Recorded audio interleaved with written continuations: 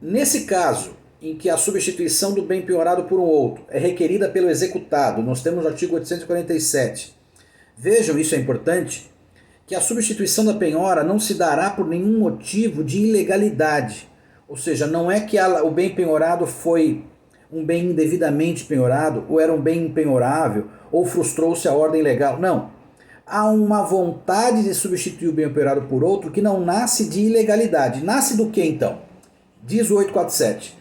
Desde que comprove que essa substituição lhe será menos onerosa, portanto, a substituição do bem penhorado por outro, isso é menos oneroso para ele, e que dessa substituição não se tenha nenhum prejuízo ao exequente. Então, essas duas são as condições para que, sem nenhuma ilegalidade, o executado possa pleitear a substituição do bem penhorado por outro.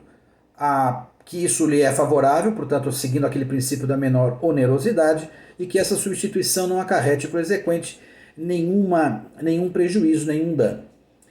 Todas essas hipóteses de modificação, de substituição, de ampliação, de redução que a gente vai ver, sempre sujeita ao contraditório. Portanto, em tudo que a gente vai ver de requerimento de substituir, quer pelo executado, quer pelo exequente, sempre se dará vista, voz, possibilidade de manifestação à parte contrária, que é exatamente o que diz o 853. Nesse artigo 847, os parágrafos 1º, 2º estabelecem alguns requisitos formais para que essa substituição possa se dar. Então, depois vocês leiam, são requisitos: apresentar os documentos do bem que ele deseja ser penhorado, avaliação do bem, quer dizer, alguns requisitos formais. Sempre, repito, com possibilidade de manifestação da parte contrária. No 848, a gente amplia a possibilidade de substituição. Se no 847 a substituição era exclusivamente a pedido do executado e pela melhor condição que a penhora nova lhe daria, no 848 a substituição pode ser pedida por qualquer uma das partes. E aqui os incisos elencam quais são as hipóteses legais que permitem que o executado ou o exequente, aqui são ambos, possam requerer, portanto, a substituição, a saída do bem penhorado e o ingresso de um novo bem no lugar desse que vai ser, abre aspas, despenhorado.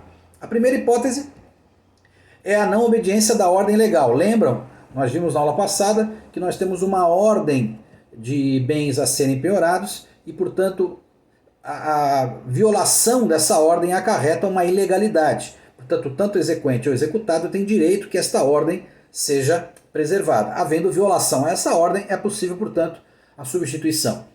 Quando o bem penhorado for um bem que não estava descrito no contrato, no negócio jurídico ou pela lei entre as partes. Por exemplo, na hipoteca penhora-se o imóvel hipotecado e não o outro.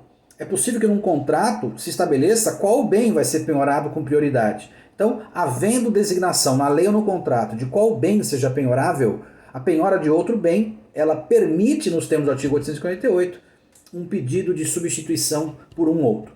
Inciso 3, quando havendo bens no foro da execução, for penhorado um bem foro. Isso causa um transtorno para o exequente, por exemplo, né? Quer dizer, ele tendo um bem no seu foro, penhora-se um bem em outra comarca, às vezes até em outro estado. Isso causa um problema e não é justo que o exequente seja obrigado a lidar com esse transtorno.